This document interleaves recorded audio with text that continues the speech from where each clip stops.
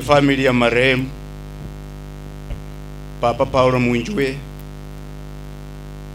waberenge umusakhulu wa Senge,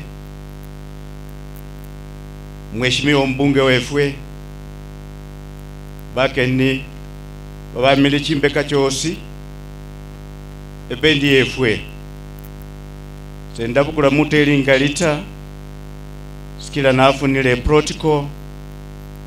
Mheshimiwa mbunge alina kamasika kamakali nine khamulangata bakristo mbasaba mukusabile sirekele syaza sino ulina kamasika saswa bwama khuboli busya omusakhulu munyange bali wakhongusimali yesikacha mufamily babuya bakoke wasiase bali Peter Macho Kachile mufamily babuya Salundi omusore wa Papa Mukandra wa mke kwa Meti bali Isaya Tongareni yasiachile ngano manti omukenyikeu angelekha bali kokonya omusonge yesi amakucha muba bichachi nakucha musichei kosiko ngene.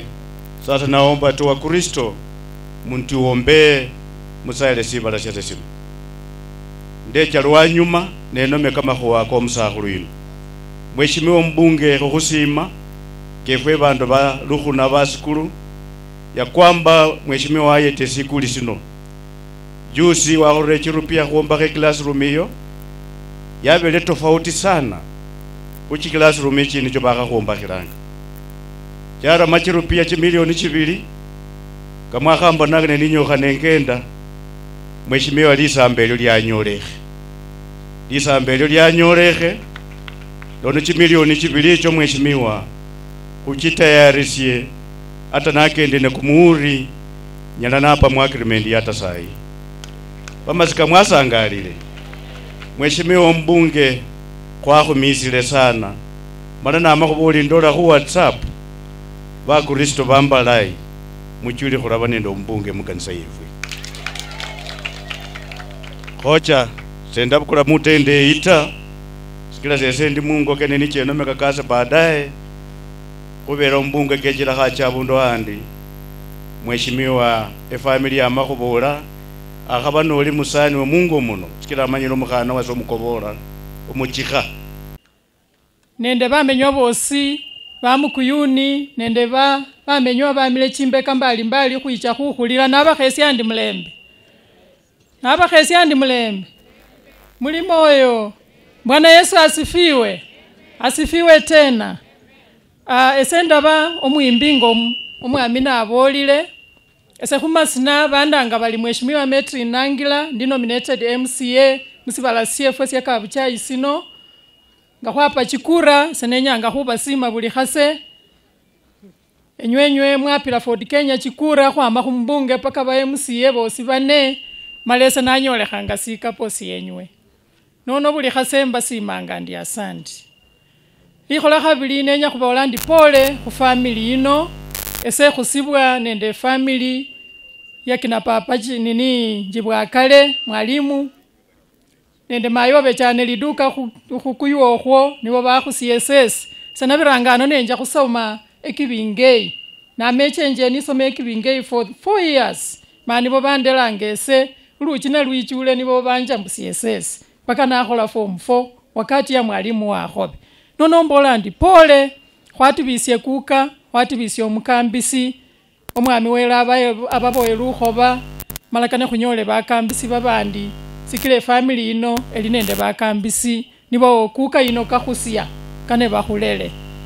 Likhola khabili nenya khubola nandi bandu befwe ngomwami wefwe kakhabola khakhutikiye babami befwe khakhusalile babami befwe ngembola Mheshimiwa Wetangula niye niyo libweni niye niye khulolakho enda yefwe ya mubukusu bali khuyikhala bali khuloma khuli nende omwana wefwe abakhulola khu Mheshimiwa Wetangula bali omubi wabene omulayi wabene khakutikiye Mheshimiwa Wetangula niye niyo oli khu bargaining table ili sindu ne bakabana yesi arusiye shautali mwatilekho sino ili niya yakhuwelesie mwelekeo mala khukhusiye bami befwe nga mheshimiwa wakhamano bano ne bakhula nefwesi khukhula ne bandu befwe ese mheshimiwa Museveni olabola ali akhacha bache bakangamanilanga akiao ne mheshimiwa Machimbo ese ndi mwichoki likosi lyangukhile lyanalile none saba sene yikile nyana ali mamulaini ili ndikhembasa babandu befwe bamayi khwatikiye bapapa bano lukali mukabuchai this time round site endebe ya mukuyuni ino enyu mwezi mundikiye ili bapapa bano mayi fwesi bakhuyete bamayi sekaryo bamayi bakhuyete ili fwesi khubalelekho efona khubasiano ne bindu bilayi bya makhungaki banja kanisya nesena kanisya mayi abe family yosi yanyole sekaryo basale nikhulomele khuli khwasabile kanisa nolomakho matiti namwezi na family. Nilikuwa nimesema ya kwamba walimu ambao nitoka Misikhu, lakini nofuma baliwo mwalimu tafadhali hata kukholekho kamakoso sikunyula kwenyesha mwalimu heti tija wesikuli sino kakhubolela nokenda kendori kondorita baba alimu sa mwezi kumwichebweni tafadhali noli mwalimu ko wichebweni kwa niaba yabwe sekolacha khutacha kama sinata. Tafadhali naomba ya kwamba sijui nani ndiye atasimamia. Asante madam, karibu. Sisi na Marambi Secondary School tunafanya kazi na Joel.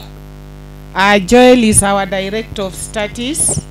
Nimeingia hapa mapema, nimesikia sifa za baba na kweli Munjwe Joel amechukua hiyo. He's been a very peaceful man.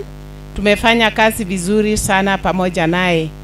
Walimu wetu waka hapa wamekuja, wafanyakazi wote, na kwa ajili ya muda hatutaongea ama tutasema majina, maana hata tukisema mtasahau, sivyo? Kwa hivyo tunasema tu pole mwalimu, chipe moyo, sio wewe ndio umefiwa wa kwanza, wengi pia wamefiwa hata nasi pia tunapoongea hivyo. Uchipe moyo katika Bwana. Si Bwana wa amani awabariki. Family omusakhulu Munjwe ali basale base bakobolo sezi no mukhana mufumbula kabela bakobolo bono khocha Patrick zimbola ndi pole sana khuti byo musakhulu ezineje sana khubela khosi kho musakhulu na khumona nende family ese ofupi sabange kura muno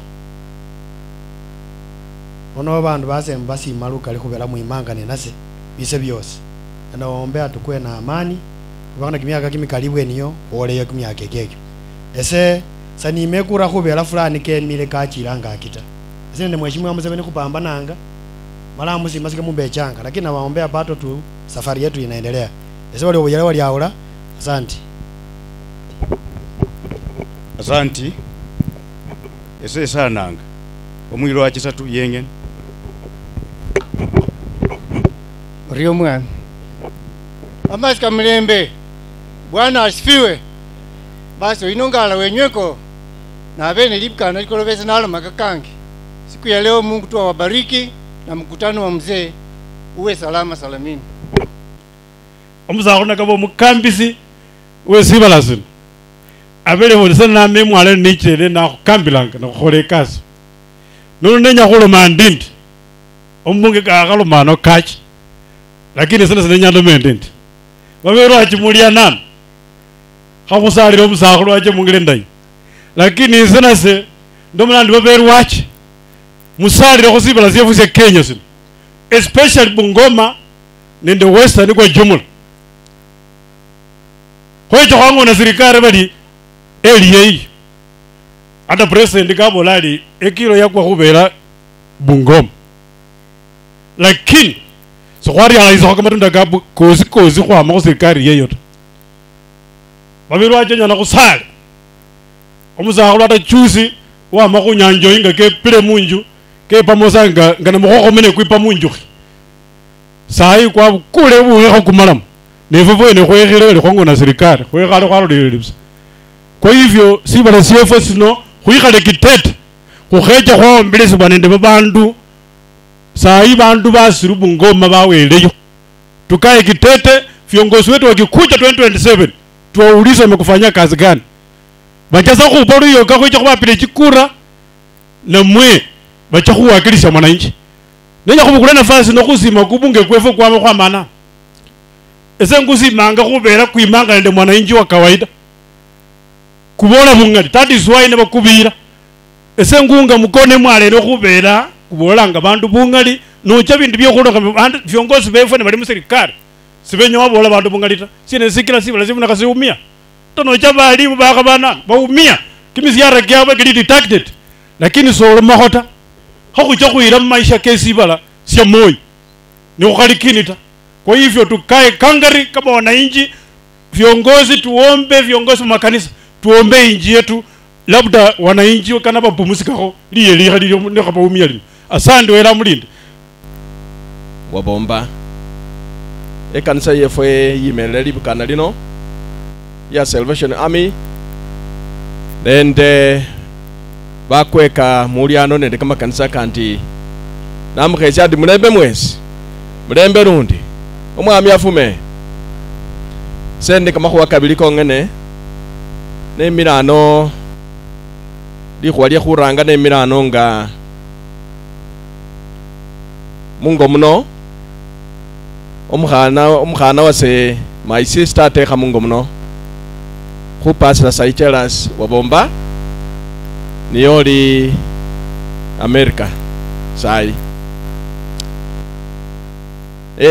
khwamanyana nenabo nende mkhwasi sesileyi ata nekecha America yabandiyo nende omukhaye wase mala khwamenya naye fye khwakobola neniye asiyendelea khumalisya kamasomo kewe. Family iyo musakhulu chota muafra niyo Pastor Lea Kama mbara baliana no bosi ba representative senamanye niyo bekhalile talikho oambile mu family yo lyano sayi kenyokho keme khubone. Asandi nabone bali awo olaocha kumukhono muri bandi ba bosi nawo nende bandi basalanile tibaba no bekhalano wala khuli pole khu mukhwasi pole khuti bya papa likhola khabili ndikhosima umusakhulu Paul papa yuno kale khula efamily yewe khukhwingira mu kanisa 90% ya members be family yewe bali babelwachi bamukhwasi karibu bosi bamba likhuwa lyomwami babelwachi ne khulimo nende babelu babangira mu kanisa ya Friends khuba belwachi mala batraina khubirira Friends Theological College Kalimosi. Ese lisina lese bali Robert Wafula, Dr. Robert Wafula nise principal wa Friends Theological College Kalimosi khutraina nga babelwachi khukhwama mu makanisa mbalimbali nesayi khuli nende collaboration yiba kanisa collaboration khu nende Salvation Army ndi nende busangafu khubona mbo Salvation Army bali anano mu represented khuli nende basomi bakali babelwachi captains and majors bengile bali nenafwe Kalimosi mala khuli okhusoma fwesi khuli nende pastor oli Kalimosi sayi uli khosoma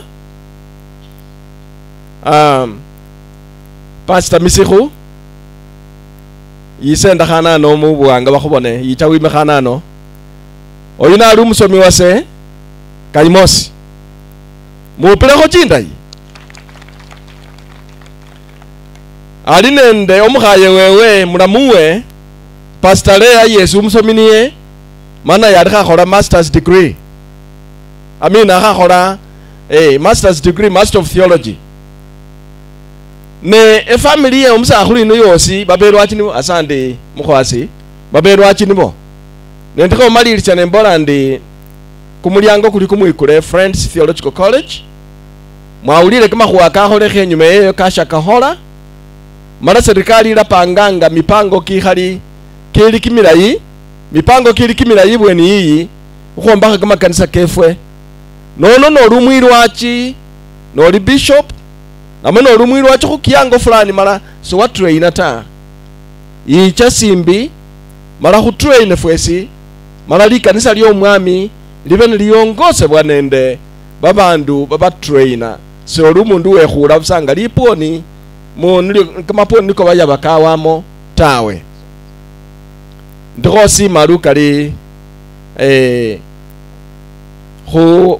sandi khumberesya nafasi yino khukhechakho libukana lino wela muwelesye chikhabi chingali khuli nende superintendent wefwe alechela mukanisa nga nibabolile asante nebaba nende chambikwa mulala alise nise first born mubechikhulu okundi alise nise natural okundi kanalomela alisi kwa sababu walikuwa wamempenda babu wao sinyanata sahota akano kama sikaniko likoloba naandikishe bandu bebipande bandu 205 kwa masi location mala bakali ba mileno ndikho mbanga wakana liwiki lilondakho lechande muno kumukutano mala kuendelea kuandikisha bandu kusuti chi emilioni niye barakile ku county yakamesa musichi mwami abalindeko asante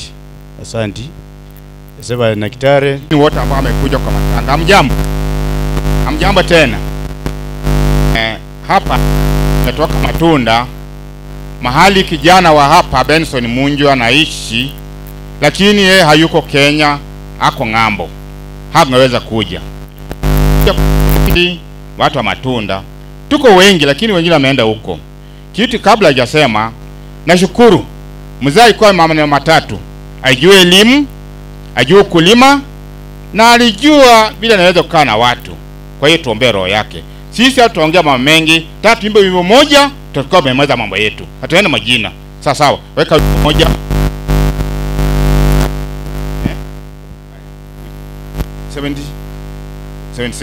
76 amani kama shwari au nionapo shida, kwa hali zote umenijulisha, ni salama rohoni mwangu, salama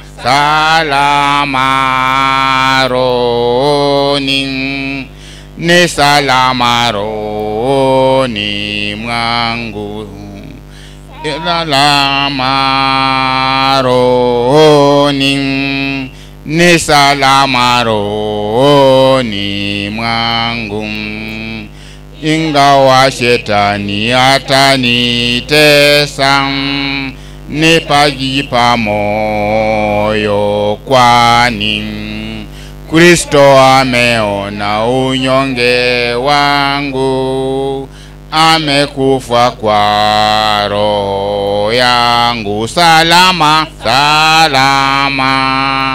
rohoni, ni salama rohoni mwangu, zangu zote wala si nusu, zimewekwa msalabani, wala sichukui laana yake, ni salama rohoni mwangu, salama rohoni, ni salama rohoni mwangu. Sisi tutasema jina tuwajini. Tuna Munjwe na familia yake ni wa friend wa Matunda. So tumekuja kusema pole na wajipe moyo. Hii ni njia ya kawaida. Mkasa tuko na Samia tu. Bwana Yesu asifiwe. Kanisa yangu ya Salvation Army na washiriki na kanisa zote zenye zimekutania hapa, mjambo. Mimi naitwa Agnes Mbai Lwangu, nikiwa village elder wa Benson Munjwe. Kama hako ng'ambo, mimi ndio nakaa na jamii yake. Mzee alilea watoto wake vizuri, vile nakaa nao kwa area ni watoto watulifu, watoto wa kuheshimu kila mtu. Kwa hivyo mzee nakupea ua, enda salama. Asante. Mubele barakoli. Kinduki. Obera muramuta. Nisalamieni hewani jameni. Nataka nichukue nafasi hii nishukuru kwa kikao hiki cha Mbalai. Mipango iliyo mizuri pamoja na matemedari na Wakristo. Kwa niaba ya ambaye tungelikuwa naye hapa leo kule Maliki, kaniomba nikuje kwa mahali hapa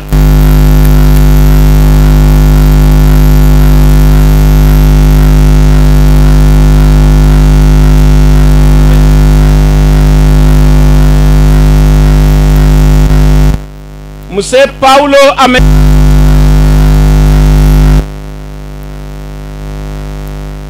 Mzee Paulo ameishi maisha yake wake wa kuondoka tunafanya ibada yake hata nasi wazima tuko na nafasi pia ya kujiandaa, maana ninajua ya kwamba wewe na mimi pia tuwa katika ile safari. Bwana Yesu asifiwe. Lujendo omekololwa handalala, jendo lomekololwa handalala, lujendo lomekololwa handalala, lwenyangali salanali kanina, lujendo lomekololwa handalala. Makofi kidogo. Lwenyangali sal kanina, lujendo lomekololwa handalala, jendo lomekololwa handalala. Imba na kama umeomba twende baba baba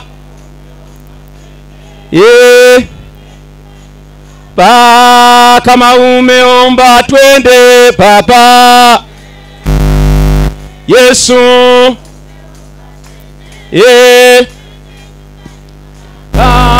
kama umeomba twende Yesu. Hakuna nafasi ya pili baada ya kufa.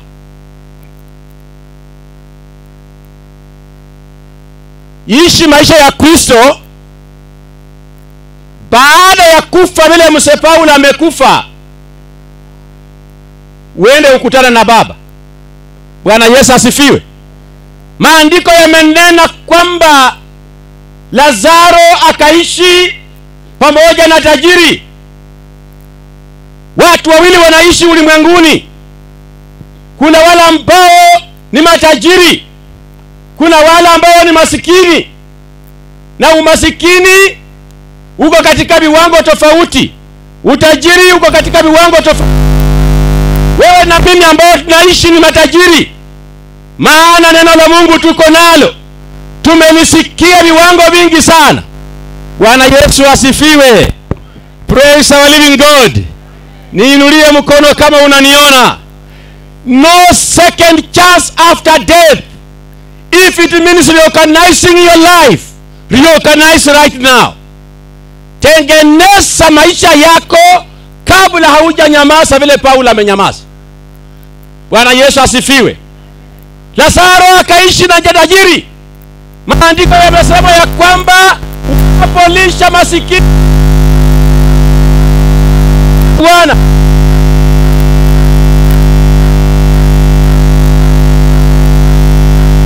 akula, hajali, anavaa vizuri, analala vizuri, maisha yake starehe, imepimwa, maisha yake yakawa ya standard katika ulimwengu.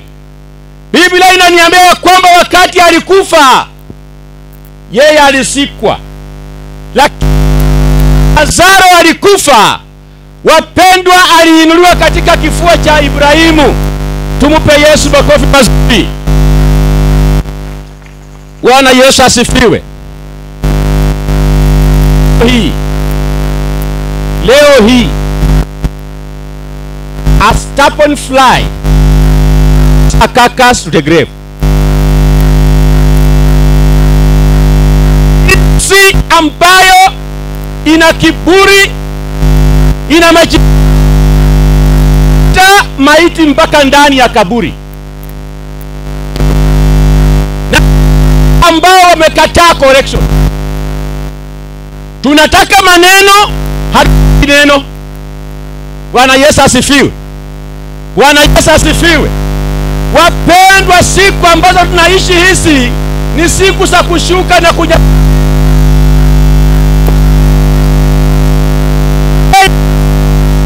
na ikasaulika kwa umbali, akamuona Lazaro anaburudika, na akasema, jamani, mfalme Ibrahim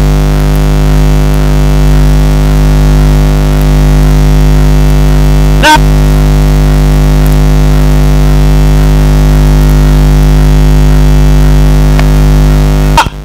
kuna bahari kubwa sana katikati hapa, hata ufanya namna gani hatuwezi kutoana na wewe. Bwana Yesu asifiwe. Naye tajiri akamwambia, jamani, tumanisha watu waende kule nyumbani, ili kusudi wasikuje mahali mimi niko, maana niko nateseka. Akamwambia, wasipomsikia Musa na wale manabii ambao wanaishi huko, basi hata mtu akiinuliwa ndani ya wafu hawatamsikia. Praise our living God. Bwana Yesu asifiwe. A stubborn fly will always follow the carcass to the grave. Bwana Yesu asifiwe. Insi ambayo imekataa kurekebishwa, imekataa mafundisho, inafuata maiti mpaka ndani ya kaburi, isikwe ndani. My friend, kubali urekebishwe, kubali ufunjike. Wacha kukejeli makanisa, wacha kukejeli pastor, wacha kukejeli wazazi, wacha kufanya vituko ambavyo watu wanafanya katika ulimwengu. Bwana Yesu asifiwe. Heri ufe maskini, heri ufe bila hela kwa mfuko, lakini umuone Baba. Bwana Yesu asifiwe. Wapendwa ambao mnatangatanga kwa makanisa, Bwana anakaa ndani mwako. Kaa ndani ya Yesu, utasaa zaidi kuliko kutangatanga ndani ya makanisa. Bwana Yesu asifiwe. Leo revival, jeshi la wokovu kidogo, mara Catholic.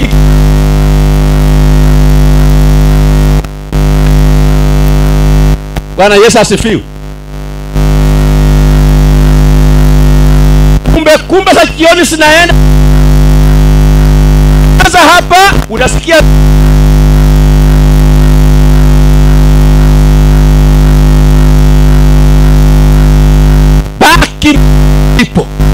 baki mahali ulipo. Burudika ndani ya Yesu mahali ulipo. Simama mahali ulipo.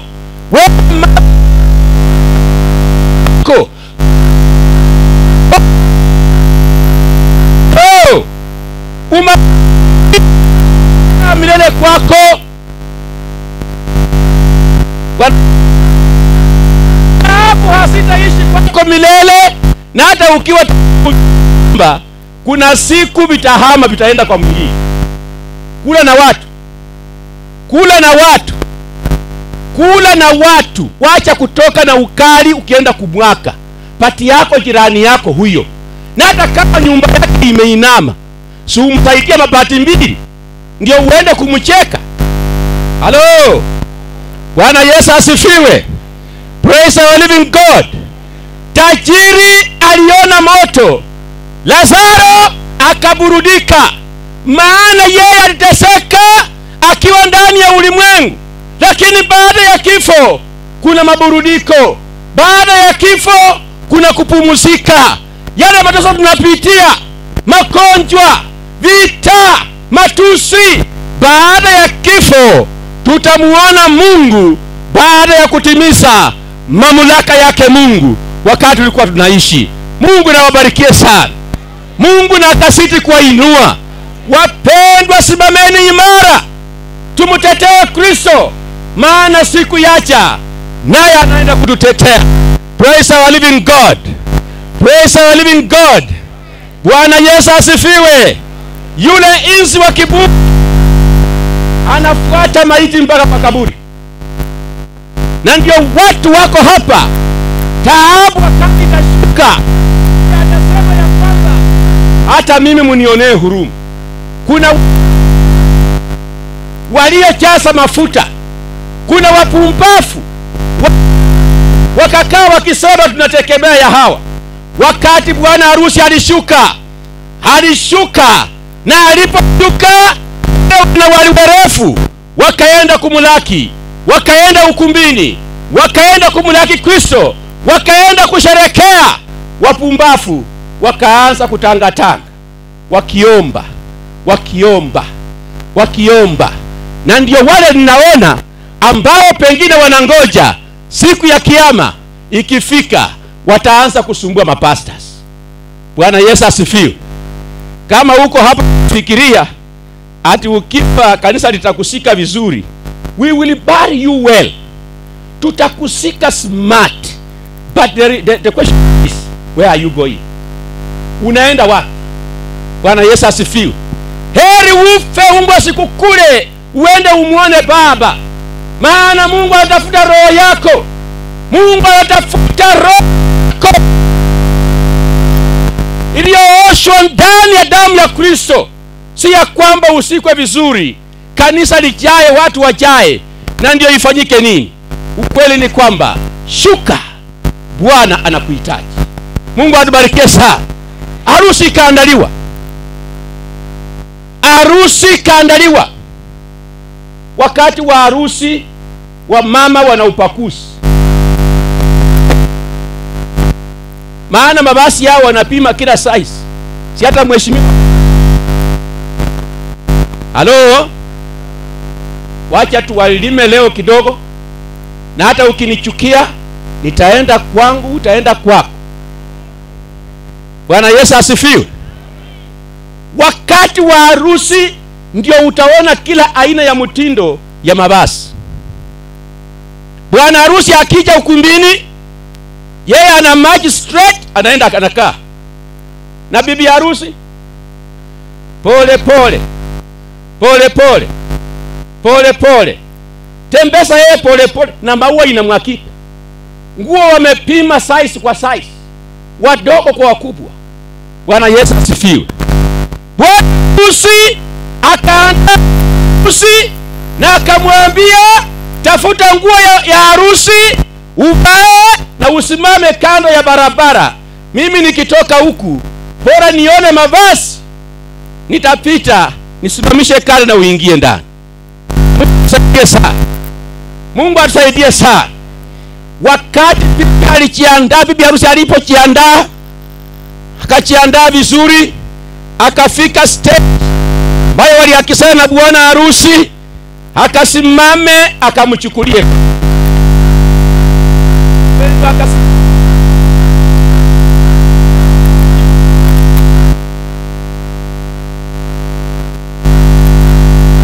Nyani wakakuja wakamwangalia ako smart, wakamwambia uko smart. Wakamsunguka wakamwangalia uko smart. Akamwambia nyani, akamwambia bibi harusi, doko nivae hata nami nichukueko selfie alafu nitakurudishia. Bibi harusi masaa kuja kuchukua imefika, akamwambia hata kamoja. Ile wakati alitoa mavazi yake akapatia nyani akavaa. Na nyani mnajua yeye anaweza ruka kwa mti, anaweza kujibadilisha, anaweza kusunguka. Baadaye bwana harusi alipofika, alionyesha mwenye ako na mavazi, ingia ndani ya kari. Yule ambaye alitoa mavazi akapatiana, walimuacha akikesha mahali pale. Walimuacha kwa sababu gani? Hakuwa na vazi harusi. Hapa muda mwingi wamekucheka, Muda mwingi wamekusema wewe ni maskini, wewe hauna akili, wako hamutafundisha kwamba siku yaja Bwana anaenda kubadilisha mji wako. Bwana anaenda kubadilisha mji wako. Bwana anaenda kukuinua.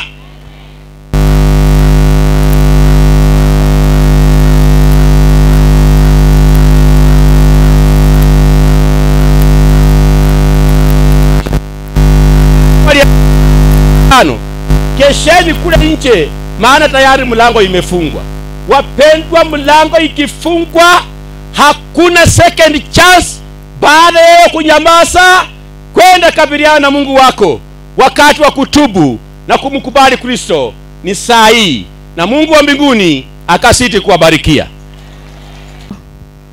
Tunakuinua, tunakutukuza, tunakushukuru kwa uzima na afya ambayo umetupea siku ya leo.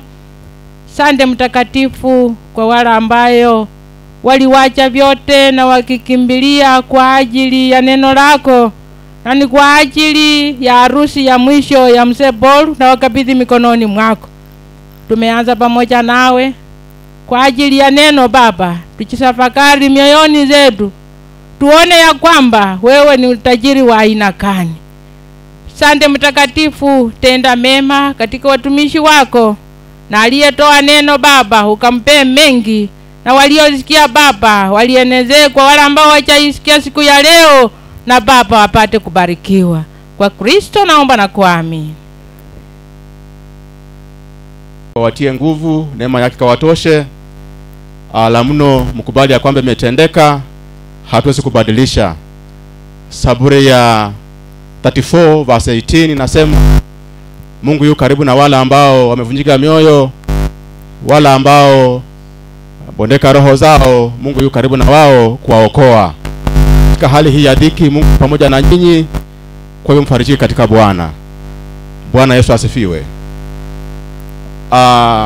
Mimi ni mwanafunzi Friends Theological College, nafanya masters class pamoja na Pastor Lea ambaye ni msichana wa boma hili. Nimekuwa na mwalimu akisema ametumwa kuwakilisha Friends Theological College. Mwalimu Dan, kama uko karibu tafadhali dakika moja tu. Mwalimu Dan Simiyu. Huyu ni mwalimu wetu kutoka Kitale ambaye ni mwalimu pamoja nasi FTC Kaimosi. Wanafunzi nimeona mmoja pale, kuna wengine wote? Oh please wave. Asante. Wanafunzi ni wale pale na wengine wako hapa, tumewatambua. Tumekuja kusimama na mwanafunzi wetu Godwin Munjwe. Godwin, mimi ni mwalimu wake, nilimfundisha akifanya certificate class. Nashukuru anaendelea. Mungu akaweze kuwabariki na aweze kuwafariji wakati huu ulio mgumu. May the Lord God bless you. Godwin Misiho ndiye huyu ambaye ni mwanafunzi wetu ambaye tumekuja kusimama pamoja naye. Na kwa hivyo FTC Dean ametuma rambirambi zake asa college kusimama pamoja nawe. Tuko na head student who is president. Pengine dakika moja tu sababu nafasi hiyo yetu. Asante. Ndugu Munje kuja hapa tumalize mambo yetu ili tuweke katika mtandao wetu wa shule. Bwana Yesu asifiwe. Kwa niaba ya Friends Theological College Kaimosi, wanafunzi wote tumekuja kusema pole. Desturi yetu tunapika picha na mwanafunzi wetu. Hiyo ndio maneno yetu mafupi. Kwa hivyo nitaomba mkuje ili tupike picha kisha tuitume iende. Munje pole sana na Mungu akakufariji. Asante. Kwa hivyo kujeni tupike picha. Nitaomba kanisa kidogo tu tupike picha. Asante. Hapa na mruhusu kuwa ndani. Asante.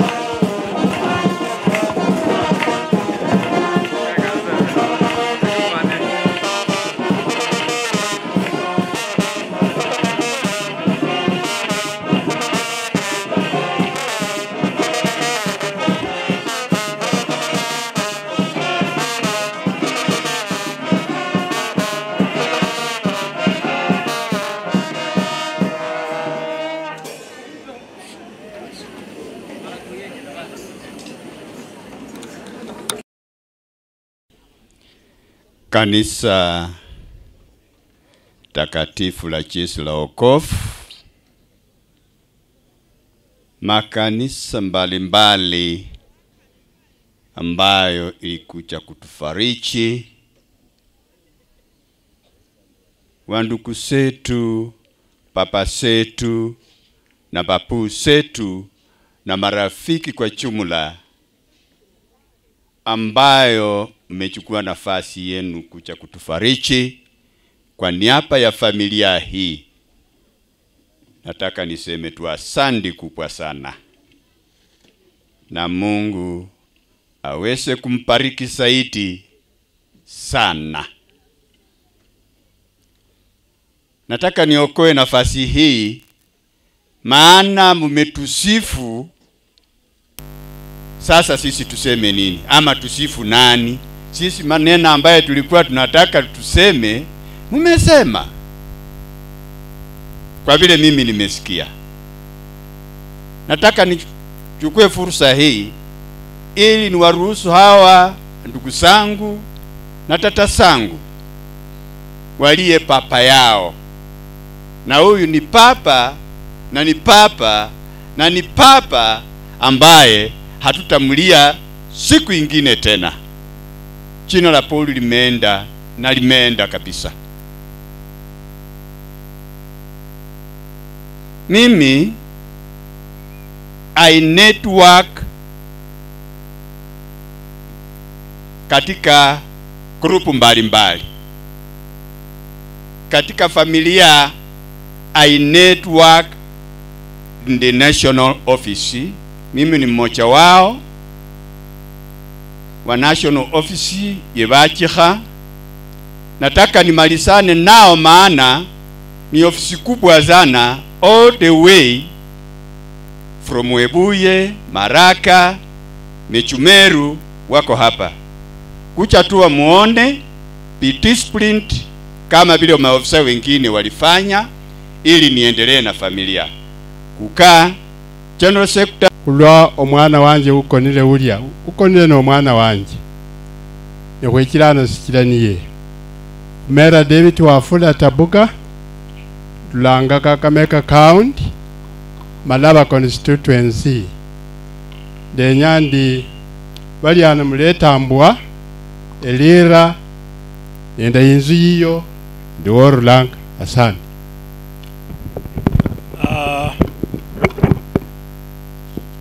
Ujene bwa munjwe Eshibari Museve Joseph Rwerukari injio mukobolo ne kubere na mayingi lakini sokulaka ya mayingi tawe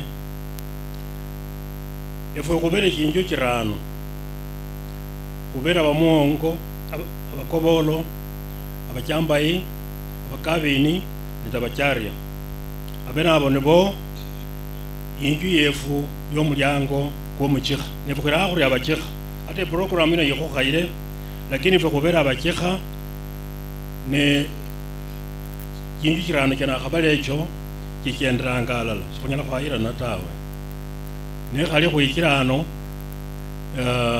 okhulira sayitu mwana okhumanyire ni Moses Mwatia ata abana bali injerakha musungire ngabo batambwa obuchikha nono ikhabinda yata khama yakhuri abana bano abecho khuloberana bakire lakini abana bamunju baberano nonataka khubere kwenya khulaka yabasakhulu munabasungira sikira abana baano munasungira bamanye bari ifwenga khuli abachikha khubere abachikha ulomba chinchu 36 chobutachoni fe khubera abatachoni ingawa bali ino balakayango lubukusu bali kapras balakayo kapras bali bunyala balakayo lunyala bali yena lakini fobene fwes khubera abatachoni khukholanga emima kyobutachoni kyokhanyala khwala kairano tawe nika khali Moses pole okhutiwa musakhulu uyu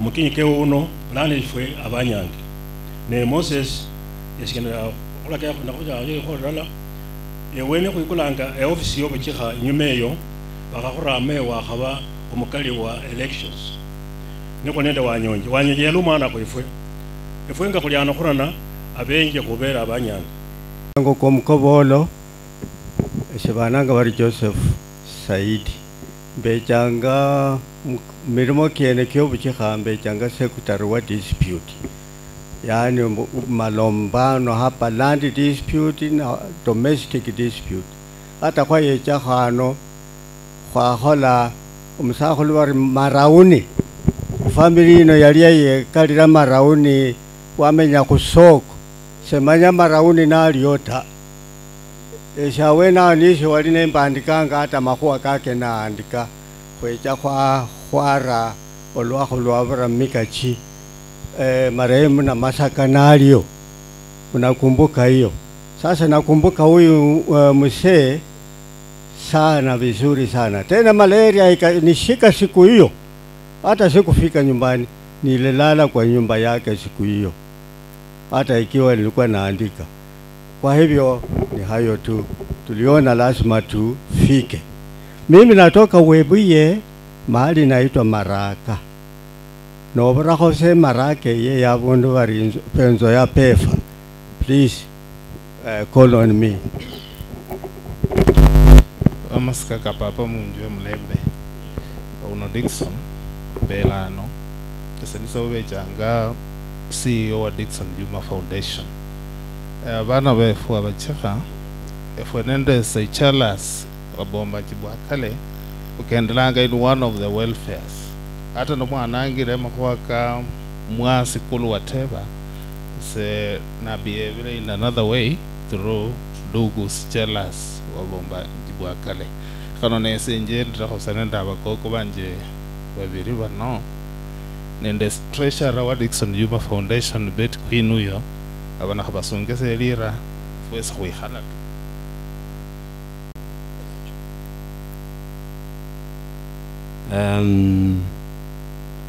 bananga bari lubisiasa mchoro nendo mchikha okhurula munju yo muchambai ingo ni mikuba empikiri nende lukulu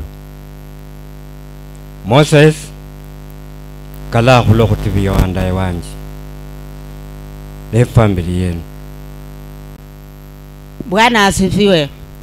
Bwana asifiwe tena. Mimi ni mama ya watoto wote. Mimi ni mzee wangu anaitwa Joseph na Masaka, na mimi mwenyewe natoka mbali, nilichelewa kitoko. Mimi natoka Bwai.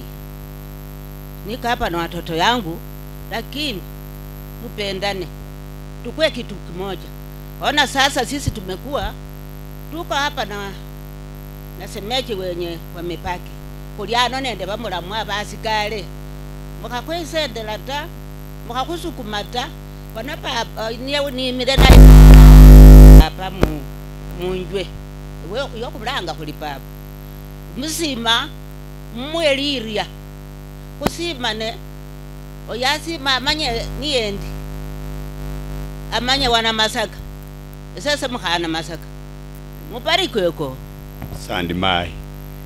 Bana bamunjwe mungu analiranga nekeulile.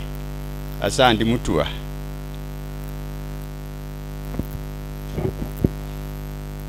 Bwana Yesu asifiwe. Bwana Yesu asifiwe kanisa. Kwanza kwa majina naitwa Kela Munjwe. Nawashukuru sana wote ambao mliweza kufika mahali hapa. Mtusaidie kuomboleza na kutufariji. Naomba Mungu akaendelee kuwatia nguvu. Sitaongea mambo mengi kwa sababu kuhusu baba watu wameshaongea, mnajua. Lakini mimi individually baba alikuwa ananipenda kama kitinda mimba, kama shangazi yake, aliniita shangazi yake. Alikuwa ananiita tu Senge. Kwa hivyo ni jambo moja nilisoma kutoka kwa baba yangu. Ni mambo mengi alitenda, lakini wajukuu wamenena, watu wamesema, lakini kuna jambo moja hawakusema, kumbe hawakuwa wanalitilia mkazo. Jambo hili ni kwamba baba alikuwa mtu wa kutii saa, mtu wa kutii wakati. Ninamaanisha kwamba sikuwahi ona baba yangu akirudi nyumbani kama masaa imeisha, saa 1, saa 2, saa 3 na kuelekea. Baba angeondoka kwa boma kuenda shughuli zake, saa 9 asharudi nyumbani, latest ni saa 10. Hilo ni jambo ambalo nilijifunza kutoka kwa baba yangu, na ninaomba hata ndugu zangu na wengine wote mlio hapa mkaweze kuwa watu wa keep time. Na alitufunza tukaweze kuwa watiifu. Unapoondoka uende uishi na relative, uishi na rafiki. Yeye amekupeana, wewe ni mtoto wa kule. Kusiletwe kesi kwamba umechokoza, umeiba, umefanya kiburi. Na hivyo ndivyo tulikaa na ndivyo tunakaa kama watoto wa baba the late Paul Mzee Munjwe. Kwa hivyo naomba Mungu akaweze kuwabariki na mkaige mfano ambao baba alitenda. Hata ndugu zangu na dada zangu hapa, ikiwa kuna mwenye huwa hatii masaa, anarudi nyumbani masaa imeisha, hiyo ni yake. Sio hivyo baba alitufunza. Alitufunza tutii wakati. Kwa hivyo namalizia nikisema kwamba please keep time. You will prosper in your life. Kwa hayo machache, na Mungu akaweze kuwabariki.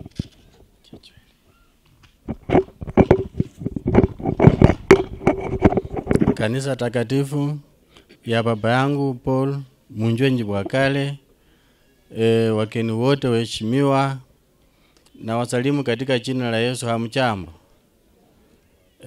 Kwanza ningependa tu kushukuru Mungu kwa kutujalia kuona siku ya leo. Haijakuwa rahisi, maana tulikuwa na target kama familia, hasa kama mimi, ya kuhakikisha kwamba mwaka ujao Januari tuna celebrate miaka 100 kulingana na kitambulisho chake. Lakini hatujui hata alizaliwa mwaka gani. Tunaambiwa tu ni vitambulisho tu walikuwa wanaweka miaka. Lakini kulingana na kitambulisho tulikuwa tutakuchinjia ng'ombe Januari mwaka ujao ili tu celebrate.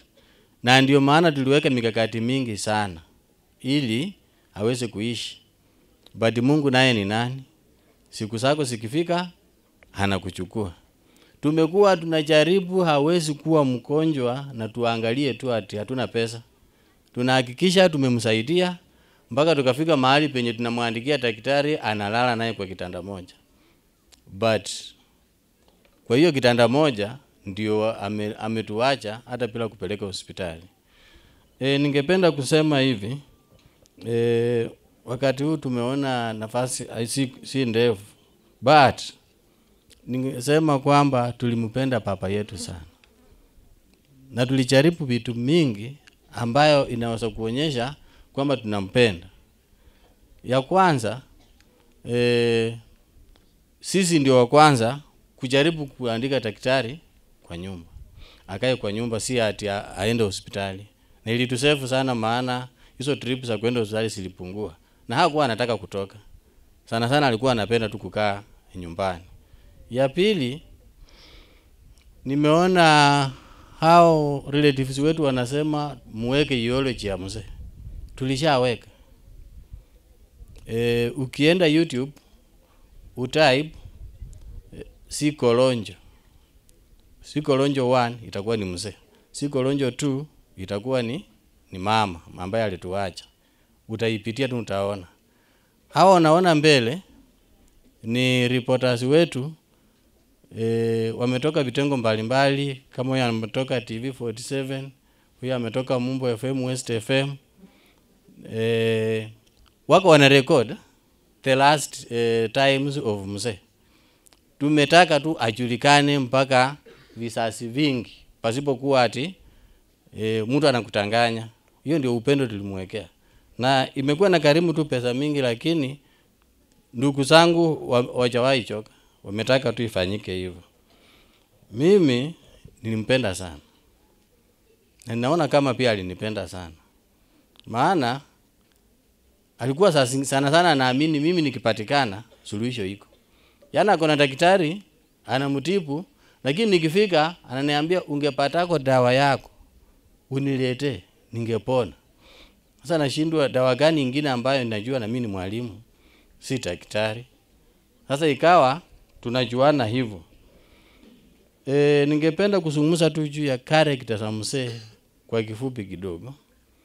Alikuwa mtu ambaye anapenda ako very organized in a way that hata daktari akimwambia dawa hii ni mara moja kwa siku ama mara 3 kwa siku, atamuuliza hiyo siku ni saa ngapi. Kama ni saa 7, ikifika saa 7 lazima ameze hiyo dawa. Na ukiambiwa lazima umalize dosage, hawezi sawa, lazima amalize.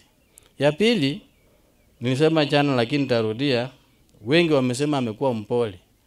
Upole wa mzee imekuwa ni kwamba hana tamaa mingi ya maisha. Yeye alikuwa anaridhika na chochote. Imagine una mtoto wako mwalimu high school lakini unamuomba shilingi 20. Na unapeana sababu nataka tu kunyoa. Sasa ilikuwa inatushangaza. Tena anaomba Mungu akikujalia upate shilingi 20 utanisaidia niende ninyoa.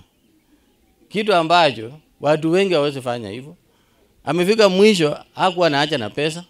Nimeona vile mtu huwa anatoka mtoto akuwe mkubwa tena arudi kuwa mtoto.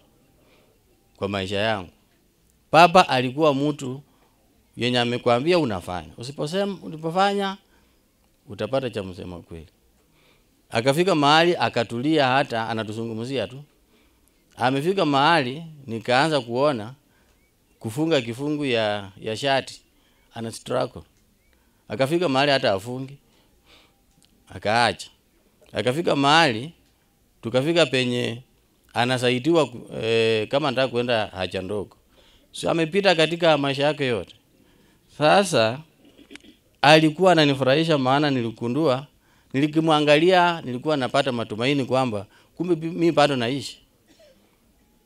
Miaka yangu kidogo hii kumbe ndaishi, kitambo nifike 90 nitakuwa sijui nimeona mapresident wangapi.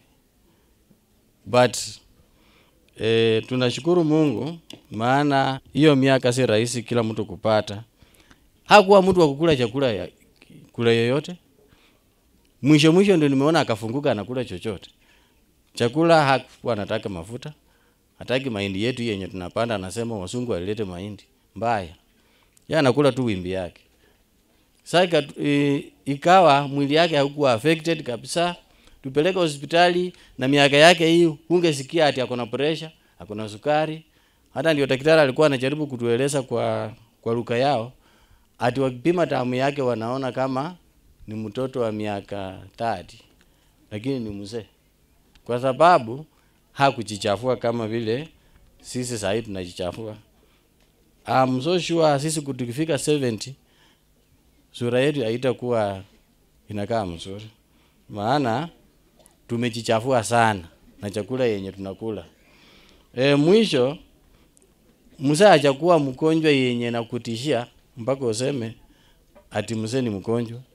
Alikuwa on and off, lakini tunammaintain. Tulishangaa kama mimi napikiwa simu mgonjwa, alafu napikia next person from the second, napikia ndugu yangu huyu uko nyumbani, akisema niko nyumbani, ndio angalie msoni ambi ndio nitoke na gari nikuje. Kufika hadi niko naye hapa amekaa ni mzuri tu. Kesho yake nikipikiwa ungekuja umwangalie, maana anakaa si vile huwa anakaa. Tena napikia ndugu yangu mwingine ananiambia hata daktari alikuwa ameenda off amerudi, hakuna wasiwasi. The third call amekufa. Na vile ningekuwa na bidii hata ya kumtoa saa 6 usiku nipeleke hospitali, lakini wakati huu haikuwezekana. Na hata bibi yake pia tulikuwa tunapeleka hospitali kila wakati, nikishughulikia kila wakati nikitoa, but alimalizia na kuja kukufia hata kwa nyumba yangu bila kwenda hospitali yoyote. Sasa ningependa kuambia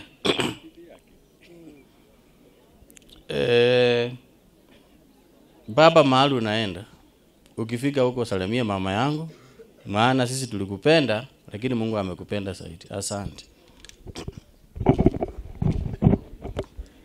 Bwana Yesu asifiwe. Asifiwe tena. Mimi kwa majina ni Godwin Misihu Munjwe, na papa alinipa jina Isaka ambaye ndiye mchomba wake.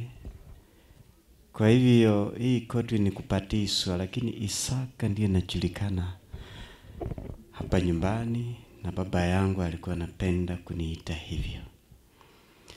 Kwanza nashukuru Mungu kwa sababu ya kumlinda baba afike miaka 99. Alafu tena nashukuru kwa sababu ya Mungu kutuwezesha kumlinda mzee kiwango hiki. Tulikuwa tukisema baba yetu angekufa mapema, angekufa mzee wa tabu. Lakini Mungu alijua ya kwamba yeye maisha yake yalikuwa ya tabu. Sasa akampa maisha marefu ili sisi tuchikuze, tufike kiasi cha kurudisha shukrani. Musale hakikisha kila mtoto wake anamkaribisha kwa nyumba yake. Na mimi ndiye nilikuwa mwisho kumkaribisha kwa nyumba yangu. Nashukuru kanisa la Jeshi la Wokovu kumpokea mzee tena, na hawakuja kumlazimisha, lakini alisema wa dini ya Msambwa hawanionekani tangu nikuwe mgonjwa, sasa niletee dini yangu ya mwanzo. Nashukuru ndugu yetu Benson akiwa ng'ambo akaorganize hayo mambo, akisungumusa na meja na mzee akapelekwa kanisani, na ndio leo ameng'ara. Hata tulipoenda kutafuta casket na ndugu yangu Joli tukisema wacha tutafute nyeupe kama vile wa Jeshi la Wokovu walivyo, ili hiyo siku kuwe ni weupe kila mahali. Kwa hivyo Musa alipenda nguo nyeupe, na tena akaingia kwa dini ya nyeupe, na ndivyo hivi tumempamba. Leo hii sisi hatusuniki, bali tunasherekea maisha mazuri ambayo mzee yeye aliishi. Yeye umri wake ulipoanza kupungua ama kushuka, yeye alikeuka akawa mzee wa kuongea maneno ya baraka peke yake. Ametuita vikao tofauti tofauti, akafika mahali akaita mmoja akituambia mausia mazuri sana ya vile tutakavyoweza kuishi. Nashukuru kwa sababu ya ukoo umekuwa pamoja nasi kutuwezesha kuandaa maisha ya mzee wetu ifanane kiwango hiki. Peke yetu hatungeweza. Na baba yeye alituandaa katika kifo chake. Hajatuacha tukiwa watoto. Alihakikisha ameosa kila mmoja na anaweza toa ng'ombe yake akulipia mahari. Alihakikisha wasichana wake wamepata nyumba, na alikuwa mshauri wetu mzuri sana. Kwa hivyo kiwango hiki tunapokuwa sasa tumempoteza mzee, sisi tunamuaka kwa amani, kwa sababu saa hii sisi ni watu wazima, tuna nyumba zetu. Ijapokuwa tumekuwa sasa mayatima squared, lakini hatujakuwa mayatima kwa ghafla. Mzee maisha yake ya mwisho alianza kuongea, akitabiri kifo chake. Wakati tunapanga kulima, aliweza kutuambia muombe sana mtu asife kabla hamjalima mkapanda. Na tulisama katika maombi, na kweli tulilima, tukapiga mitaro, tukapanda, amekufa ikiwa imemea. alikuwa nabii mkubwa sana. Chusi akiwa anaendelea kumaliza safari yake, akawa anaeleza mjukuu wake ambaye anamlinda, akamwambia kuna mtu anaenda kufa katika boma hii. Alitabiri kifo chake. Kuna wakati akatuita na wamba ni huyu, na Margaret akaanza kutueleza vile tutakavyomtendea siku akifa.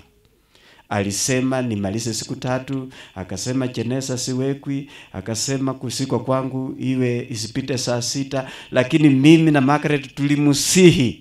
Tukamwambia mzee, wewe umesaa watu wengi, wachukuu wako Nairobi, watoto wako 2 wako Amerika, na kanisa nalo linataka kujiandaa vizuri. Kwa heshima yako utatupatia nafasi. Na vile Msambabo huwa ni mtu wa kupokea mtu hata kama ni mtoto, alitupokea. Alicheka na akasema, na mbona mna wasiwasi? Sasa mzee, mimi nilipokuwa FTC Kaimosi, moyo wangu ulipika sana. Na nikasema wacha niende nyumbani Alhamisi. Nilipofika kuuliza daktari akasema mzee hayuko vizuri. Kwenda kumwangalia analala. Sasa tulisama katika maombi, lakini aliamka akaanza kuhudhuria yale maombi tunayaomba. Kumbe moyo uliokuwa unapika, kumbe ilikuwa ni dalili ya kwamba mzee ataniwacha. Sasa asubuhi tukaomba, akasikaa akasikiliza, lakini tulipomaliza kuomba alilala chini mwenyewe. Kuenda kwa nyumba yangu, naona Margaret anakimbia, anasema kuwa na moyo mkuu. Margaret anapenda kusambaratika wakati kitu kimetendeka, lakini siku hii alikuwa very strong. Akasema, Isaka, kuwa na moyo strong, Musa ametuacha. Nilitoka kwenda kuangalia, daktari analia, anasema labda nitasingiziwa sijui nini. Kamwambia no, msali tutayarisha. Alilala tu na hewa yake naenda pole pole. Hakuweza kutatisika. Tukasema huyu mzee ni mtakatifu huyu. Hata vitu alikuwa akitumia tumbaku, dawa za kienyeji, alikuwa ameviacha vyote. Huyu mzee kama ningekuwa na ruhusa, ningemuombea mahali pazuri pa ufalme wa mbinguni, lakini Mungu mwenyewe ndiye aliye na mpango. Kwa hivyo nikimalizia, mzee yeye alikuwa mshauri wangu, alikuwa mtetesi wangu, na alikuwa disciplinarian. Yaani yeye hataki mchezo. Tena alikuwa mtu wa kutunza vitu. Mimi nikikuwa kulikuwa na vitu kwa nyumba, anasema hivi vitu ni tangu wazungu, hata mpaka leo. Na mimi nikapatika kuika mtindo wake, kutunza kile ulicho nacho. Sasa mimi nimepoteza, maana mimi ndio nilikuwa nakaa na wao, mama na yeye. Mama akatangulia, sasa yeye ameenda. Nina pengo kubwa sana. Kwa sababu hata ndiye afike kufa, mzali kuwa na sound mind. Anakuongelesha vizuri, anakupangia. Hata mbuzi ikilia nje anasema nenda funge mbuzi, kuku ikilia anasema fukusa hiyo mwewe. Yaani alikuwa mshauri hata pamoja na kuwa kwa wheelchair. Kwa hivyo nimepoteza sana. Mkulima, hata nilikuwa nimemlimia yeye mtama na mahindi yake. Maana aliniambia ile sehemu na tulimianga na mama, endelea kulima hivyo hivyo. Sasa ameenda, ameacha mahindi yake, ameacha mtama yake. Hapo tu ndio nimepata pengo. Wakristo mniombee nisimamie likasi ya mzee. Huo mji usisambaratike, huo mji usiingie mambo mengine. Na tata zangu 2 tunakaa nao. Mtuombee sana, ili tuchangamshe ule mji kana kwamba mzee yuko. Mama alipotuacha tulisimamia ule mji, hata majirani wakasema nikana kwamba Salu Pato yuko. Tunataka tena waseme nikana kwamba Paul Ipato yuko. Tusimamie ule mji. Kwa haya machache, Mungu awabariki sana.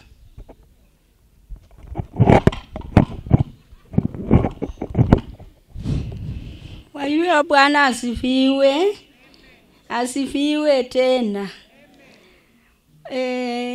Kwanza nimeshukuru kanisa ya Jeshi. Yeye ndiye litulelea papa mpaka siku ya mwisho. Na papa, msiseme papa alikuwa mpole. Papa alikuwa mkali. Hata ukikuwa na makosa, hata kupika tu saa 11 ndio uende shule. Alikuwa msasi mwenye anajua mbeleni. Kwa hivyo sisi watoto wa Munjwe tushike amri ya Munjwe, tusimame vizuri, tufunze watoto wetu. Papa alikuwa ananipenda hata vile nilikuwa misihu. Anasema mama ananiita nikae, lakini hana sababu.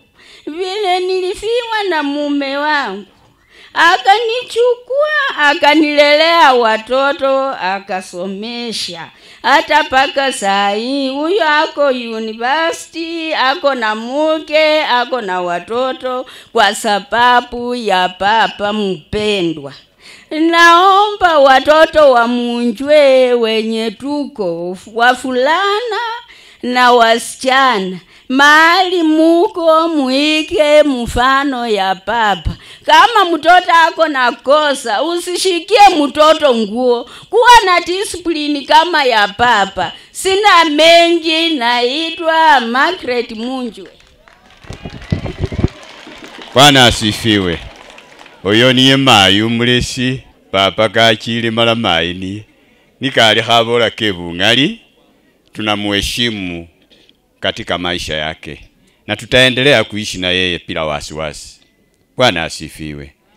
Huyu ni Saichelas wa US. Ni Benson wa US ambaye anafuata mimi mara 3. Praise God. Praise God again. My name is Jonathan Munjwe and my father's name is Benson Munjwe, and I'm here on his behalf. I want to be very brief on this. My father used to call me Omtachoni. Why? Because I was the only son who can speak fluent Tachoni among his children.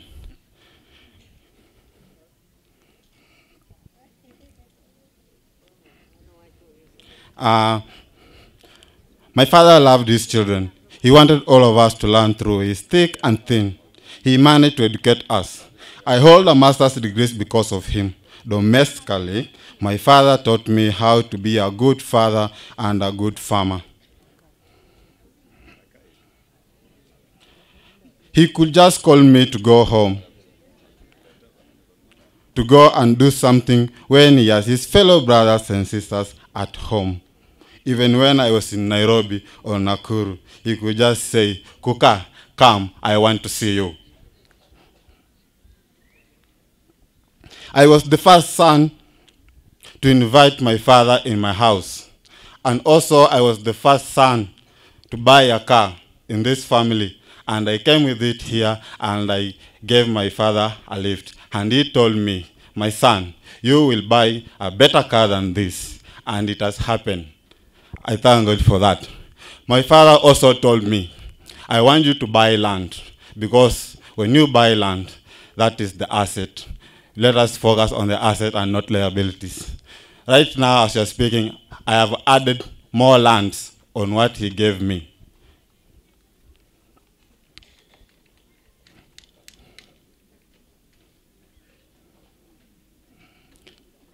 My father loved my children, and they also loved him. They have given him many gifts, and he has given us also a lot of gifts. I shall miss you. Rest in peace, Daddy. Thank you. Mwasi makasa Saichelas. Na ka Benson. Wacha Saichelas naye. Yala amesoma ni ya papa yake. Benson ambaye ndiye amekuwa amesema. Wacha naye tusikie acha Saichelas. Bwana Yesu asifiwe. Kwa majina ni Jibwakale wa Bomba Churchill. Kijana peke yake kwa nyumba ya Saichelas Munjwe wa Bomba. Ako ngambo alituma nisome tribute yake because of the restrictions that Trump angeweza kuja. Haya, a tribute to my dad. A wise man once said, life is a series of losses.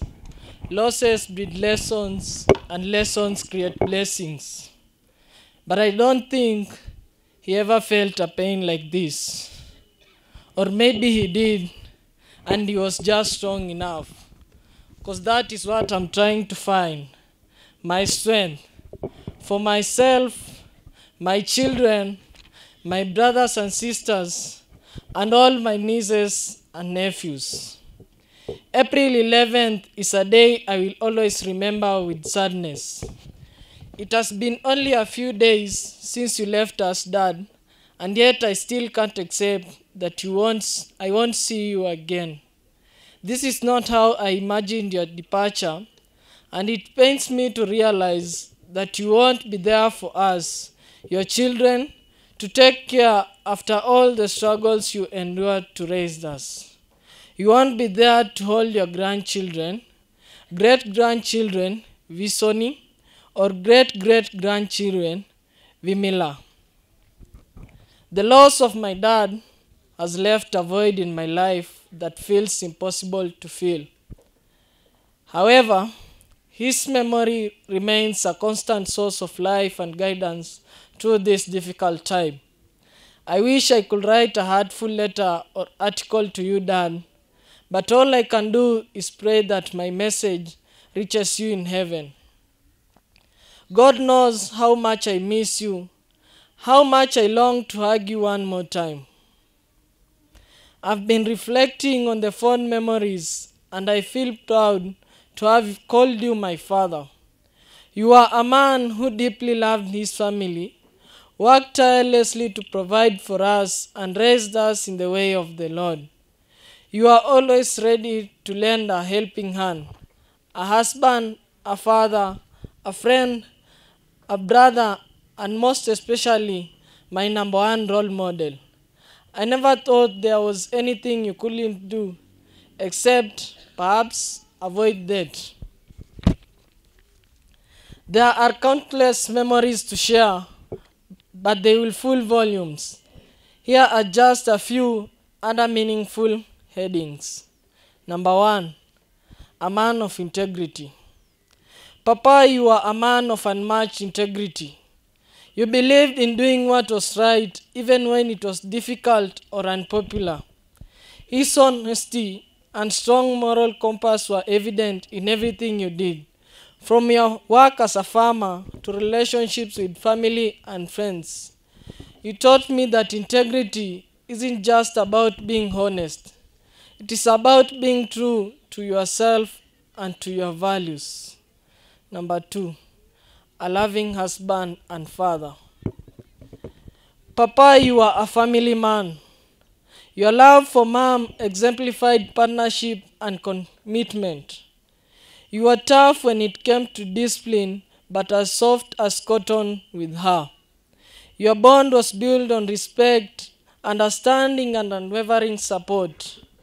As a father, you were patient and kind, always there for me when I needed you. I never missed a milestone and was always incredibly proud. You never missed a milestone and you are always incredibly proud of my accomplishments. Number 3, a man of wisdom. Dad, you had a unique way of offering advice that felt like a lecture. Your words were thoughtful and rooted in experience. Whether helping me navigating life challenges or making important decisions, your guidance was constantly on point. You taught me to approach life with curiosity and an open heart, always ready to learn. The joyful, simple moments. Number 4. One of the greatest lessons you taught me, Dad, was to find joy in every moment. Whether it was a quiet evening at home, a family meal, or a church conference, you showed me that true happiness lies in simple things. Legacy of strength and resilience. Papa, you are one tough cookie. You faced life challenges with courage and grace, never allowing them to define you. Your resilience was inspiring. You taught me that strength isn't just physical.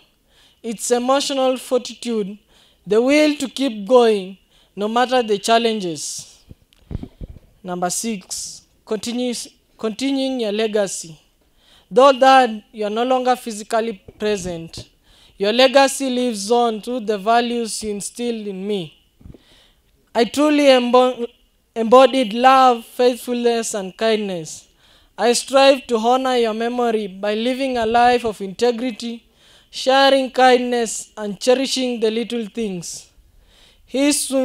Your influence is woven into who I am, and I will always be grateful. In loving memory, as I reflect on your life, Papa, I am overwhelmed with gratitude.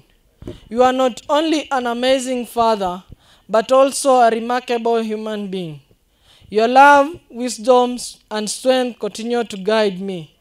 Even though you are gone, your spirit lives in everyone you touched. You welcomed many in our home, people who are not even children or your relatives. Some came from Uganda, others from different places. Some passed away in our home and were buried by you, while others returned to their family. Many still claim kingship with Munjwe nuclear family. A cultural icon. Many may not know that you are a legendary composer and soloist of traditional circumcision songs. From the 1950s to the early 1980s, you led performances, with most famous compositions being Ambamtalia. Remarkably, you could lead this song from 8 p.m. until 1 a.m. without the audience stirring. During his time, Huminya had profound cultural meaning. Sadly, since the late 1980s, many composers have strayed from this tradition. Songs like Simbliandombe Emaeye lack the moral depth and quality of the past. With their retirement, cultural richness of these traditions have faded. As I write this tribute to tear-filled eyes and a heavy heart, I am comforted daily by the life you live, a life worth emulating. I believe you are in the Lord's blossom. I only ask you, Dad, to watch over your family from above. I miss you so much. God knows how badly I want to hug you and say things I never got to say. Your life was a gift. Your memory will always be a treasure. I love you, Dad. In loving memory, may you rest in peace until we reunite once again. With love, your son, named after your elder uncle, Wabomba Nahamuna, Saichelas Wabomba Munjwe, PhD student in Biblical Studies and Semitic Language, Lancaster Bible School and Cemetery Graduation School, United States America. Thank you. Bwana asifiwe. Nuna aliali. Senyo wasikala kwa bozi bacha chikanisa chindi malese nasikala. Mala nasi mirenga mwichile mwante mbelesia. Kwalie habiri. Ndiko nanga bama bakhasi bakimweyi babanjongilekho. Milano samulamwa ngora babana bali muno balanga bali papa. Ese mbone bamusani webeni khokho bataru babirita. Kenyo kho se yenge. Nona ba sinasi. Nenya kho bakhasi bakimweyi beche.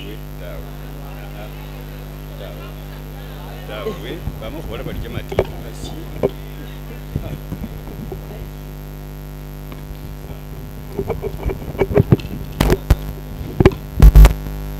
Bwana asifiwe.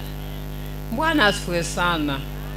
Shukurani kwa Mungu aliyetenga hii siku ikawa siku njema. Hii siku ni siku yangu mpya, siku njema ambaye sijawahi ona katika maisha yangu. Maana sijawahi na babangu, ni leo tu ambaye niliachwa na baba yangu. Na naona hii siku kuwa siku yangu mpya, siku njema ambaye nimeingia katika sisi la wenzangu ambaye ni mayatima. mtukubali, maana sisi ni wakeni katika sisi lenu. Bwana asifiwe. Mimi kwa majina naitwa Esther Nafula Munjwe. Mimi ni mshirika wa Miracle Revival Fellowship Pentecostal Church. Mimi maisha yangu ni Kapchai, Kisiwa Technical. Mimi ni mwanamke ambaye nina muchi wangu, nina mse wangu ambaye angali hai, nina mse wangu ni retired teacher ambaye ni Morris Mtehele.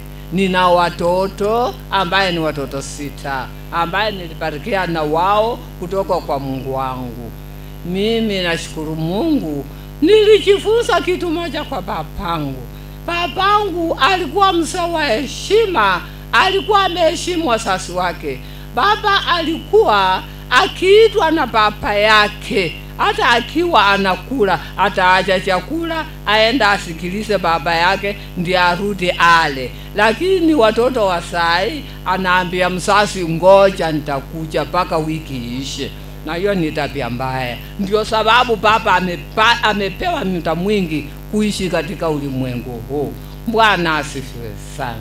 Babangu alikuwa mkubwa katika mji huu, lakini alitumiwa na watoto wao wadogo katika kuwalimia chakula katika miji yao. Nani afanye hivyo wakati huu? Babangu alikuwa na heshima ya kipekee.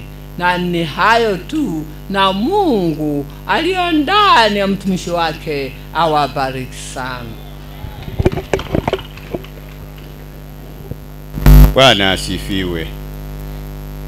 Bushuta bururire kubarebe, bushuta bururire kubewana, bushuta bururire kubekihulu, bushuta bwamakhurura khubana bewe babamakhubira sebamakhbolanga sabali papa omulayi nesekaba busakario.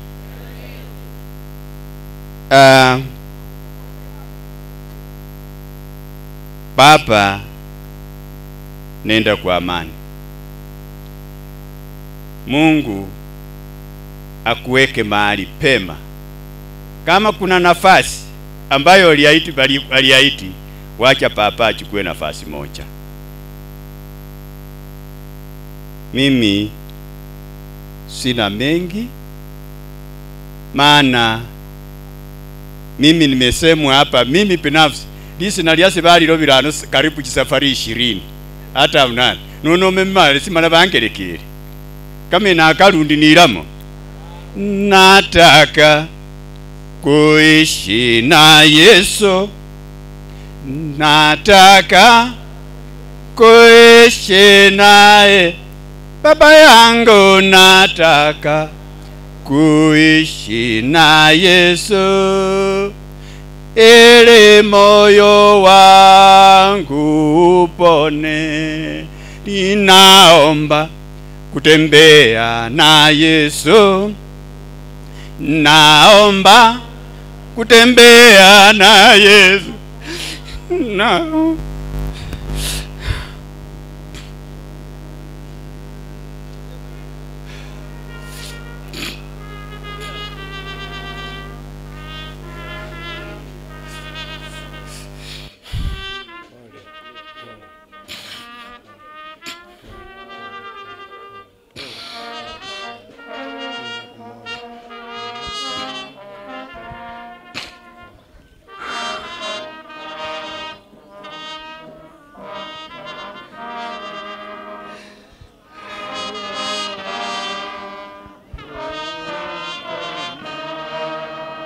Kwa hivyo familia na yote ambayo mmesema, niko mlango iko wasi katika poma hilo.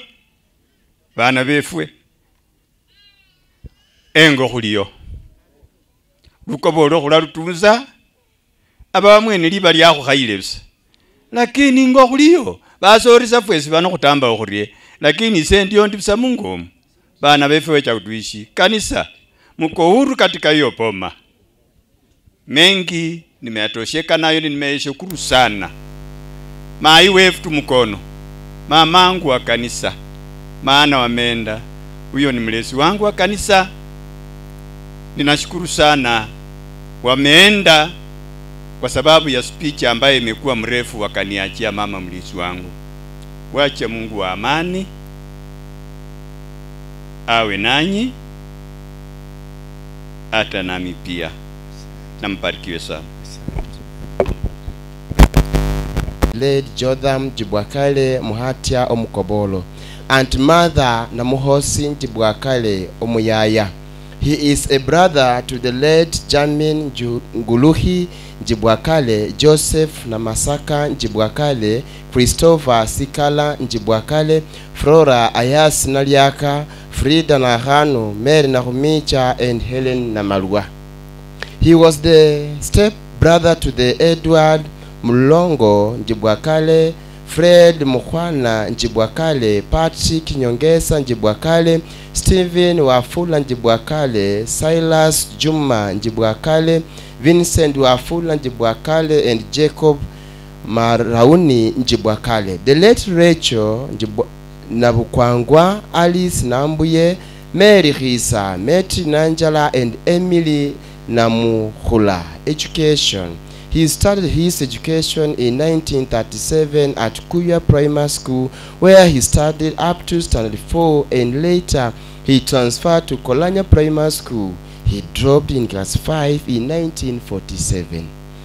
Circumcision. The late Paul Munjwe Njibwakale was circumcised in 1944 in an age group of Omukinikeu number 5. Circumcision. Occupation, samahani. The late Paul Mjwe engaged mostly in farming that he has practiced until his demise.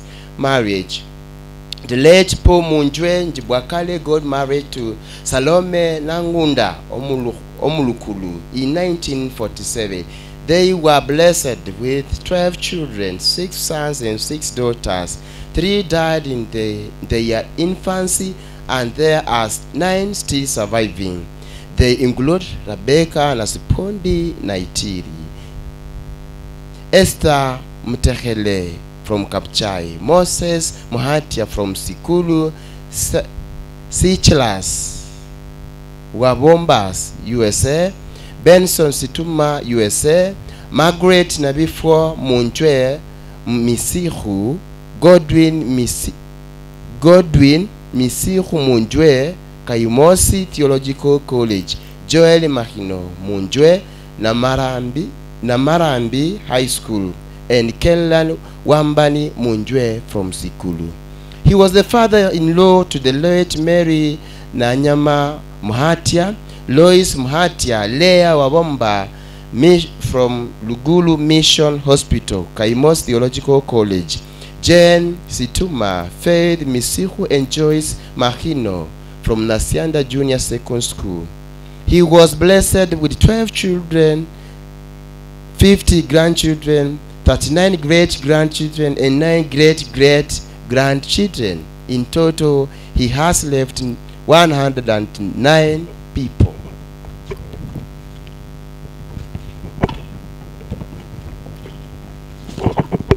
Religious life.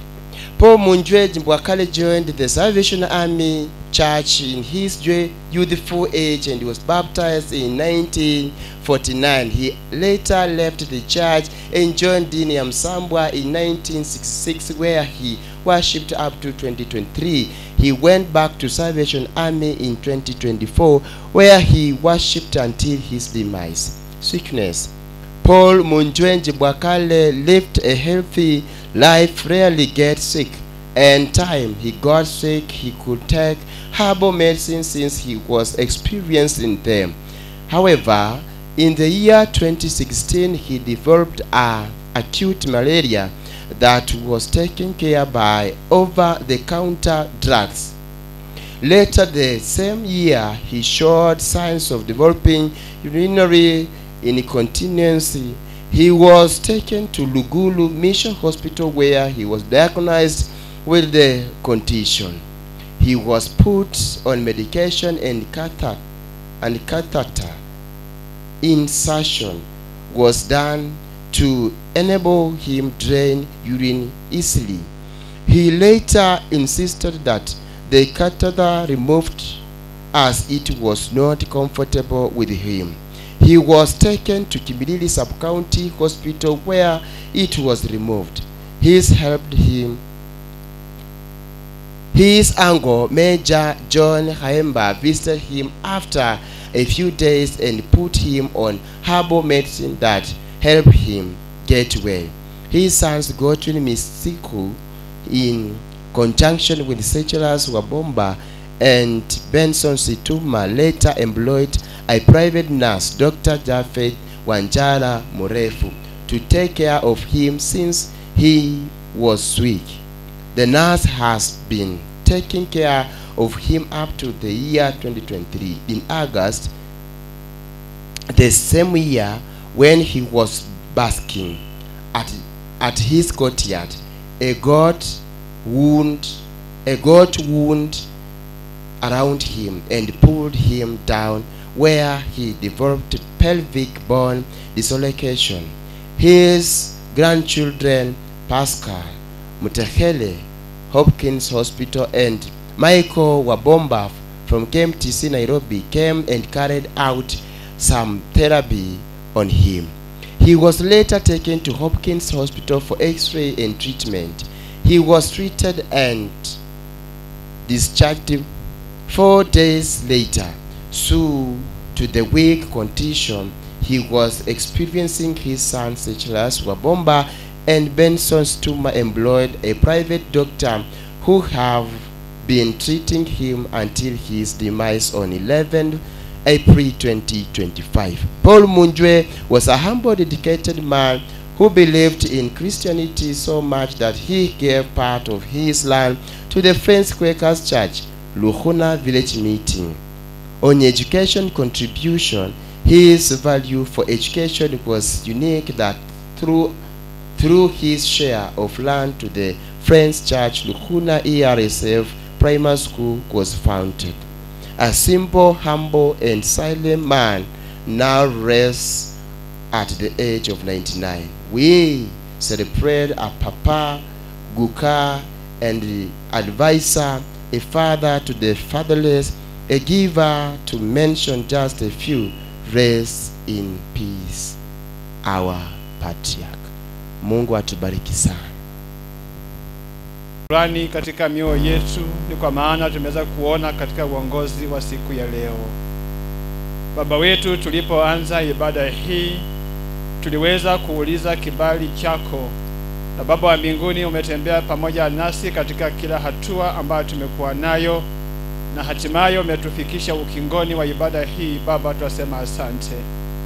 Nataka kuinua kila mmoja aliyeingia katika ibada hii mikononi mwako, wale ambao tuko pamoja na wao na hata wengine ambao wamesalia, wengine ambao wameondoka. Baba, wote tunashirikiana pamoja tukiomba baraka zako juu ya maisha yao. Masaa haya nataka kuinua familia ambayo imefiliwa, mkubwa kwa mdogo, the extended family of them. Say, Paul, my Father, I want to leave them before your able hands, that God, you are going to condole with them, you are going to give them strength, you are going, God, to be with them in their lives. Maana wewe ni Mungu wetu. Kaimidiwe mfalme kwa maana weza. Jamii hii Yesu kaifunike kwa damu yako, kwa wasingira na ukuta wako Roho Mtakatifu, na watie nguvu katika maisha yao. Baba, asante kwa maana wataishi bila mzazi, hasa baba yao, lakini Mungu wa mbinguni, wewe unatuahidi ya kwamba wewe ni baba ya yatima, utasimama kama Mungu wao. Asante kwa kila jambo tumelitekeleza katika kiwanja hiki. Tunapofunga virako na safari ya kwenda nyumbani, Kristo enda pamoja nasi. Njiani tuongoze, mjini ukaweza kuchukua ushukani, na mwisho wa ibada na mazishi tutakuturishia shukrani tukisema asante. Kafariji kila mmoja aliyefika, na nikupitia kwa pendo la Yesu Kristo mwokozi wetu. Amen.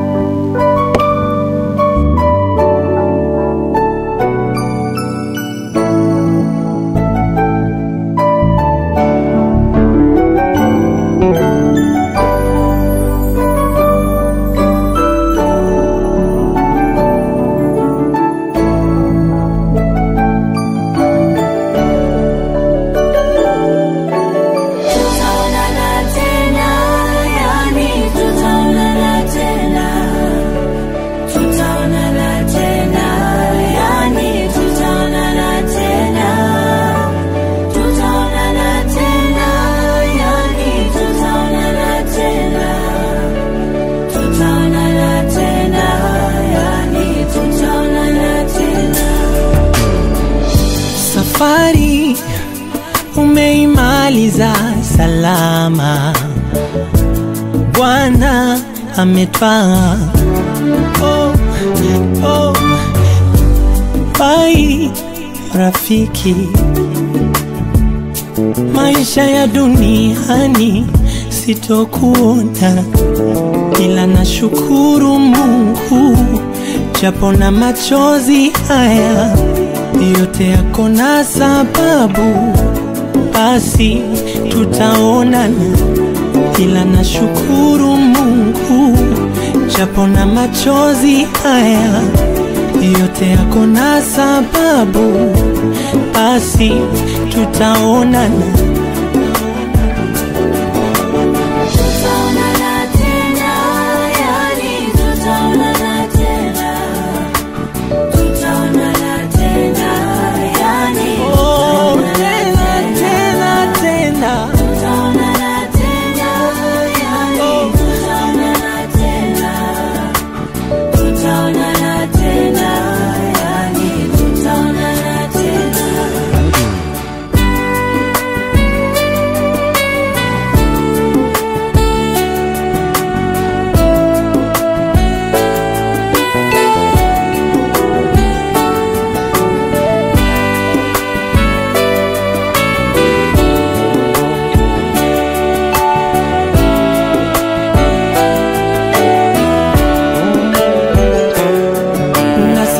Kumkosea Mungu, kusema kutenda sawa, aliyetoa ndo ametwaa, ninashukuru.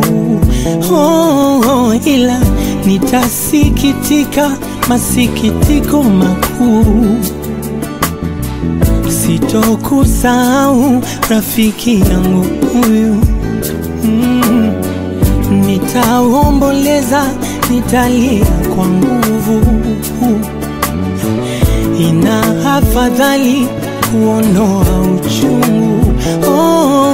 Ila japo na machozi haya yote yako na sababu, basi tutaonana, ila nashukuru Mungu japo na machozi haya yote yako na sababu, basi tutaonana. Tena tena tena, ninajua tutaonana. Tena tena tena, ninajua tutaonana. Wapate kupumzika baada ya taabu zao, kwa kuwa matendo yao kufuatana nao. Mwanadamu aliyezaliwa na mwanamke siku zake za kuishi sio nyingi, naye hujaa dhahabu. Yeye huchanua kama vile ua, kisha hukatwa ukiingia kama kivuli, wala hakai kamwe. Mwili wangu umepigwa mabuu na madogoa ya udongo, ngozi yangu vumba kisha itazunguka tena. Siku zangu hupita upesi kuliko chombo cha kukumia, nao zapita pasipokuwa na matumaini. Roho yangu imezimika, siku zangu zimekoma, kaburi ni tayari kunipokea. Bwana amenibomoa pande zote, nami nimetoweka, na tumaini langu amekung'oa kama mti, na jina la Bwana likabarikiwe. Baba Mungu mtakatifu wa watakatifu wote, tunakushukuru kwa ajili ya maisha ya mzee Paulo katika ulimwengu huu ambao Baba ulikuwa umejaa taabu na masumbuko, na hata wakati mwingine ilikuwa maisha ya raha, lakini imefika kiwango ambacho Baba umeweza kumtoa katika ulimwengu huu. Roho yake iko mikononi mwako. Tazama Baba, kaburi hili limetayarishwa na mikono ya wanadamu, ikiwa ni nyumba yake ya milele, ambaye mwili wake utapumzika hapa, na kisha roho yake ikipaa kuja kwako ngojea hukumu ya mwisho.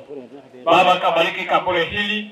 Zaidi ya yote Bwana, ndugu na marafiki wa mji huu wakafarijike ndani mwako. Asante kwa vipindi vimesalia Bwana. fariji jamii hii kwa mali Kristo, kwa ajili ya Yesu Kristo aliye Bwana na kisha Mwokozi wetu. Amen. Yesu ataremisha sasa.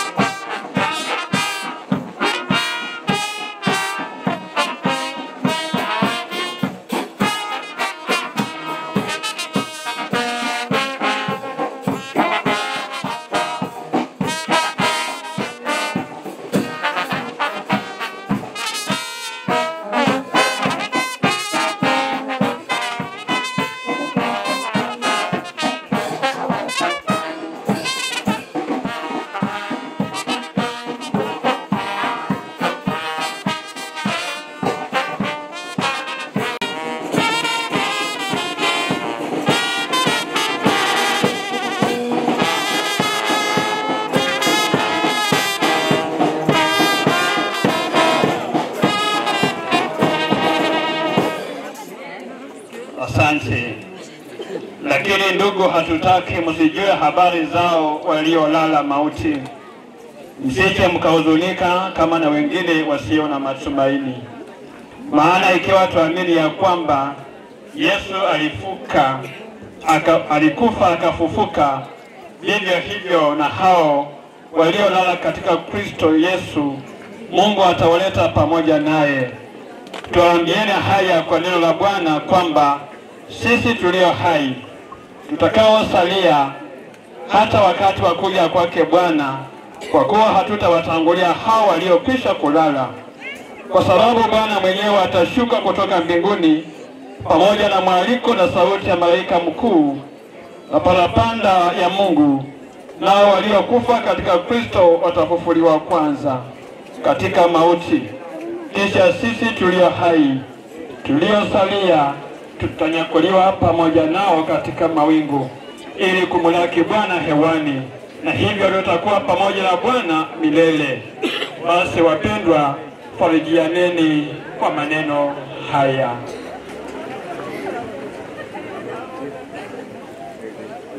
Wake kaburini, tukisema mchanga kwa mchanga.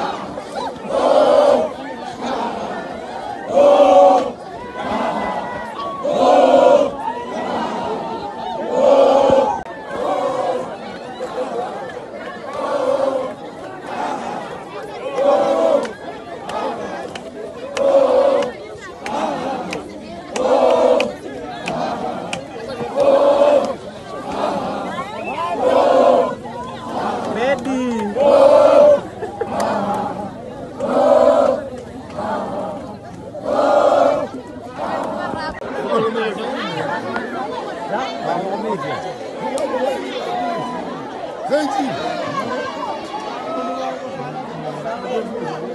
you.